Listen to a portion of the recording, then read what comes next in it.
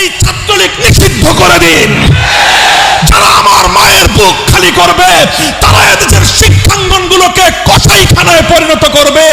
আমার মায়ের সন্তানেরা পড়তে গিয়ে লাশ হয়ে মায়ের করে ফিরে আসবে। এমন ছাত্র রাজনীতি আমরা দেখতে চাই না। অবস্থা অনেকটাই এমন, আজ বাংলাদেশকে ভালোবাসাই সবচেয়ে বড় অপরাধে পরিণত হয়েছে। দেশের স্বার্থে কথা বলবেন, পিটিয়ে মারবে, অভিযোগ করবার কোনো জায়গা নাই।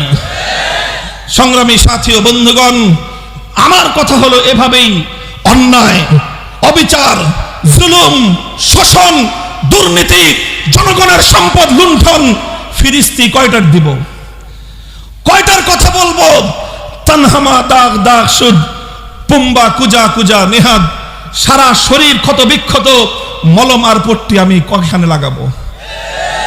এভাবেই চলবে। মুসলমানদের জনপদ, মুসলমানদের দেশ যতদিন পর্যন্ত কোরআন সুন্নাহ খেলাফতে রাশেদের শাসনের দিকে ফিরে না যাবে, গণতন্ত্র দিয়ে মুক্তি আসবে না, সমাজতন্ত্র দিয়ে জনগণের অধিকার প্রতিষ্ঠা হবে না, কোন তন্ত্রমন্ত্র জাতির মুক্তি আনতে পারবে না। সঙ্গে কূটনৈতিক সম্পর্ক ছিন্ন করেন, এর জন্য যদি ইউরোপীয় ইউনিয়ন আমাদের উপর কোনো অবরোধ আরোপ করতে চায়, ইউরোপীয় ইউনিয়নকে বৃত্তাঙ্গুলি প্রদর্শন করেন। অর্থনীতি যদি ধস নামে আমরা পেটে পাথর বেঁধে জীবন ধারণ করব, 3 বেলার পরিবর্তে 1 বেলা করে আমরা আহার গ্রহণ করব। আহার গ্রহণ করতে না পারি, নবীর ইজ্জত পক্ষে ধারণ করে জীবন দেওয়াকে নিজেদের জন্য গৌরব মনে করব। আমাদের গলার উপর দিয়ে ছুরি চালিয়ে দাও, আমাদের রক্ত দিয়ে আল্লাহর জমিনকে রঞ্জিত করে দাও, আমরা তোমাদের বিরুদ্ধে ততটা ক্ষিপ্ত হব না আমার নবীর ব্যঙ্গ চিত্র অঙ্কন করলে আমরা যতটা ক্ষিপ্ত হই। আমাদের বুকগুলোতে বুলেটের আঘাতে তোমরা ঝাঁঝরা করে দাও, আমরা আমাদের বক্ষগুলোকে তোমাদের সামনে পেতে দেওয়ার জন্য প্রস্তুত রয়েছি। মুসলমান হওয়ার যেই হও, জুলুম করবা, ইসলাম আমাকে জুলুম বরদাস্ত করার শিক্ষা দেয় নাই। তুমি হিন্দু হও, মুসলমান হও, জুলুম করতে আসবা, তোমার হাত ভেঙে দিতে শিক্ষা দিয়েছেন আমার নবী। আমার সরল প্রাণ মুসলমানদের সন্তানদেরকে বিবর্তনবাদ শিক্ষা দিয়ে নাস্তিক প্রজন্ম গড়ে তুলবার চেষ্টা করছো। যখন আমরা দেখি তোমরা এমন এক সংস্কৃতি বাস্তবায়ন করার চেষ্টা করছো, যেই সংস্কৃতির বিরুদ্ধাচরণ আমরা না করলে আগামী দিনে প্রতিটি মুসলমানের ঘরে ঘরে বিভিন্ন মূর্তির আখড়া গড়ে উঠবে। এই দৃশ্য দেখবার পর খোদার কসম খেয়ে বলি, চুপ থাকা নিজের জন্য বৈধ মনে করি না। মনে রাখবেন, যদি এভাবেই ধর্মপ্রাণ মুসলমানদের তাদের আবেগ অনুভূতি ইসলামের অকট্য বিধানকে উপেক্ষা করে আপনারা এভাবেই যদি একটার পরে একটা ইসলাম বিরোধী কার্যকলাপ পরিচালনা করতে থাকেন, আপনাদের সাথে এদেশের ধর্মপ্রাণ মুসলমানদের স্থায়ী বৈরিতার সম্পর্ক তৈরি হবে। স্থায়ী বৈরিতার সম্পর্ক তৈরি হবে। এদেশের ধর্মপ্রাণ মুসলমান প্রতিটি ক্ষেত্রে আপনাদের বিরুদ্ধে অবস্থান নিতে বাধ্য হবে। নির্বাচনের সময় আপনাদেরকে রুখে দেওয়ার জন্য মাঠে নামতে আমরা বাধ্য হব। প্রধানমন্ত্রী, ওরা আপনার দুশমন, সরকারের দুশমন, ওরা বাংলাদেশের দুশমন। যারা আজকে কনফারেন্স বাতিল করবার পায়তারা করেছে, ওরা বাংলাদেশের শত্রু, ওরা ইসলামের শত্রু, ওরা বাংলাদেশ সরকারের শত্রু, ওরা রহমাতুল্লিল আলামিনের শত্রু, ওরা আল্লাহর নবীর দুশমন।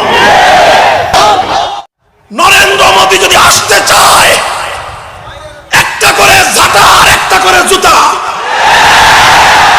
দুটো করে 18 কোটি বাঙালির 36 কোটি জুতা ঝাড়ুর পাড়ি দাও, নরেন্দ্র মোদী সোজা হয়ে যাবে।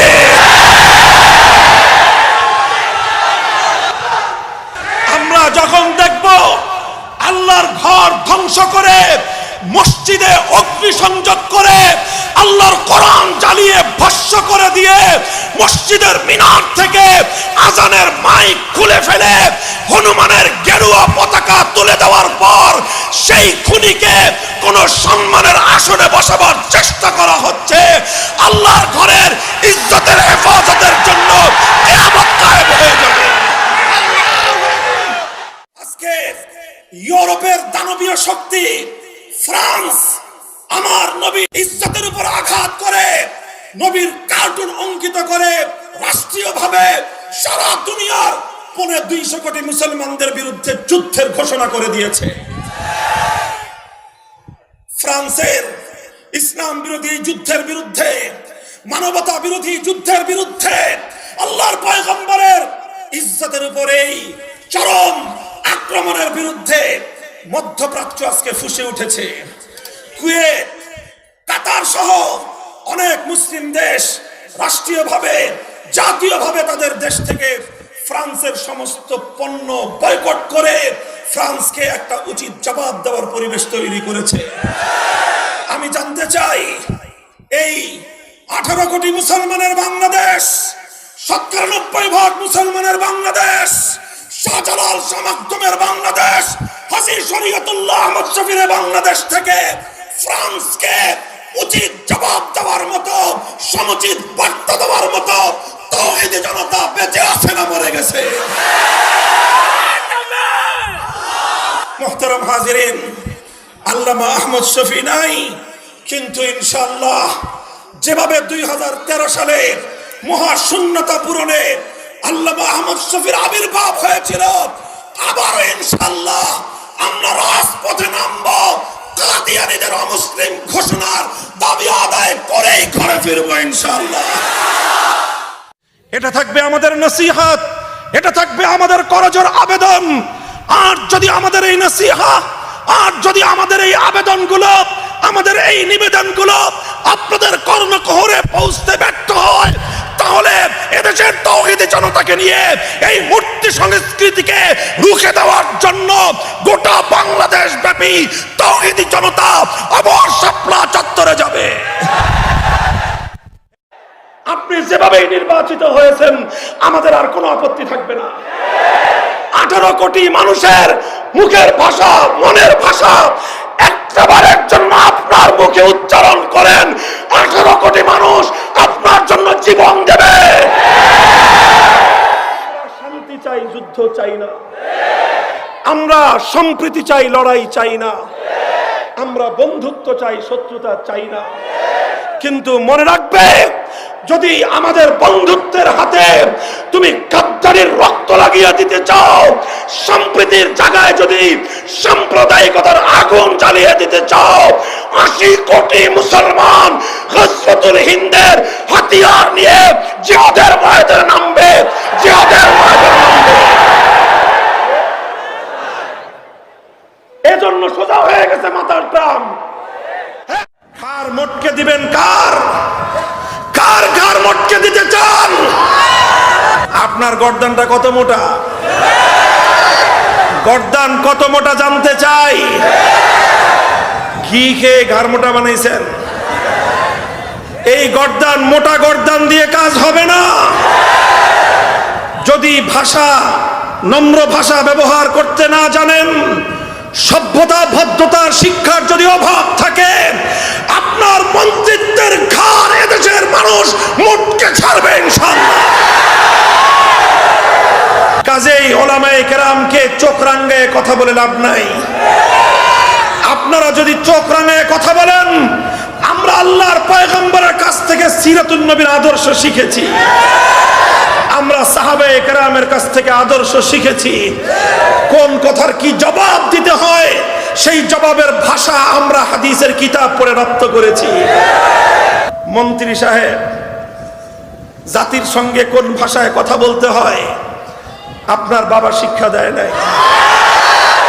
মন্ত্রিত্বের চেয়ারে বসেছেন, মন্ত্রিত্বের চেয়ার এটা কোনো আপনার বাপ দাদার কেনা সম্পদ নয়, এটা দেশের মানুষের অবদান, এটা দেশের জনগণের কৃপা। কাজেই জনগণের সঙ্গে কোন ভাষায় কথা বলতে হয় সেই ভাষা শিখে মন্ত্রিত্ব চালাতে আসবেন। ঘাড় মোটকে দিবেন কার? কার ঘাড় মোটকে দিতে চান? আমরা বাংলাদেশের বিরুদ্ধে নই, আমরা স্পষ্ট আমাদের বক্তব্য। রাশেদ খান মেনন তারপরে মুরগি চোরা শাহরিয়ার কবির, সুপ্রিম কোর্টের বিচারপতি মানিক সাহেব কাদিয়ানীদের পক্ষ নিয়ে মাঠে নেমেছে। এদেশের 16 কোটি মানুষ যারা আখেরি পয়গম্বরকে আখেরি পয়গম্বর হিসেবে, খাতেমুন নবিয়্যিন হিসেবে যারা বিশ্বাস করেন, তাদের ঈমানি দায়িত্ব হলো এই তিনজনকে বাংলার যে কোনো জায়গায় পাওয়া যাবে, সঙ্গে সঙ্গে জুতা খুলে পিটাইতে হবে। গর্বের সঙ্গে বলি, ওপেন চ্যালেঞ্জ নিয়ে বলি, মাতৃভূমির মাটিতে দাঁড়িয়ে এই ভূমিতে জন্মগ্রহণকারী এক সন্তান, কথা বলবো এক আল্লাহকে ছাড়া দ্বিতীয় কাউকে পরোয়া করে কথা বলি না। অনেকেই কওমি মাদ্রাসা নিয়ে, অনেকেই মাদ্রাসাগুলো নিয়ে উপহাস করে, মাদ্রাসাগুলোর ব্যাপারে তাচ্ছিল্য করে। রাশেদ খান মেনন, হাসানুল হক ইনু, মুরগি চোরা শাহরিয়ার কবির, তোমরা মাদ্রাসাগুলোর ব্যাপারে অনেক বিষোদ্গার করেছো। তোমাদের বিষোদ্গারে মাদ্রাসার অগ্রযাত্রা রুখে যাবে না। এই মাদ্রাসাগুলো আল্লাহ পাকের শক্তিতে বলিয়ান।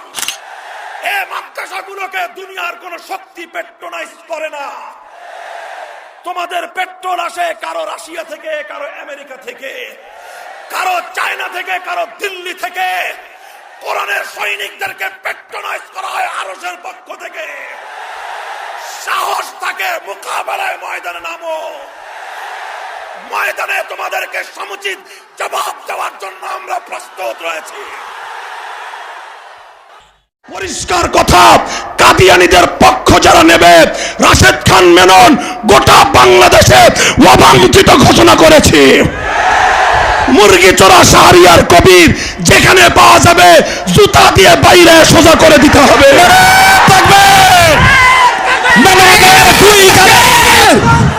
জুতা মারো তালে তালে, শাহরিয়ার কবিরের 2 গালে জুতা মারো তালে তালে, জুতা মারো তালে তালে। আমরা পরিষ্কার ভাষায় বলতে চাই, রাশেদ খান মেনন, হাসানুল হক ইনু, মুরগি চোরা শাহরিয়ার কবির গং, এই ইনু আর মেনন নৌকার খয়রাত নিয়ে এমপি হয়ে সংসদে গিয়ে খতমে নবুয়তের বিরুদ্ধে কথা বলবে আর কাদিয়ানীদের দালালি করবে। পরিষ্কার বলতে চাই, নাসিমের মুখটা সামলায় রাখেন। বসেন বসেন, কথা হবে আজকে পরিষ্কার। এটা আহমদ শফির দেশে কাদিয়ানীদের দালালি করে সংসদ ভবনে কাউকে থাকতে দেওয়া হবে না। যদি আরেকটা যুদ্ধের প্রয়োজন হয়, আবার শাপলা চত্বরে যেতে কারা কারা প্রস্তুত? আমার যে আরজু, আমার যে আকাঙ্ক্ষা, আমি দুর্বল মানুষ, আমল টামল বলতে তেমন কিছুই নাই। জিন্দগির 1 শতাব্দী অতিক্রান্ত করে জীবনের পৌরত্বের দ্বার প্রান্তে উপনীত এ পর্যায়ে এসে শুধু আজ আমার আগামী দিনের সন্তানদের কাছে এই আবেগ আর এই আরজু আমি ব্যক্ত করতে চাই।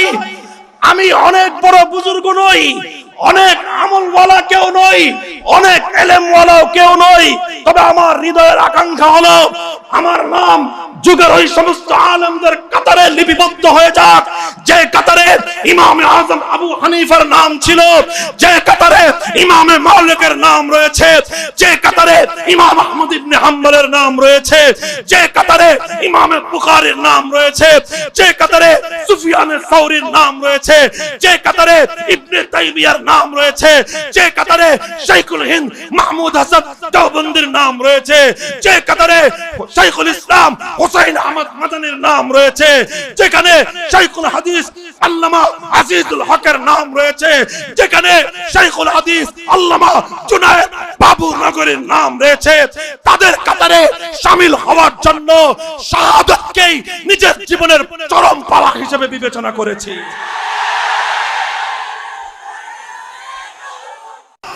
আজ নবীর নামে যারা কটূক্তি করেছে, সে যে ধর্মাবলম্বী হোক না কেন, সে যেই ধর্মাবলম্বী হোক না কেন, স্পষ্ট ঘোষণা হলো নবীর দুশ্মনের কোন ধর্ম পরিচয় নাই, নবীর রাজনৈতিক পরিচয় নাই, নবীর দুশমনের কোনো গোত্রীয় কোনো বংশীয় পরিচয় নাই।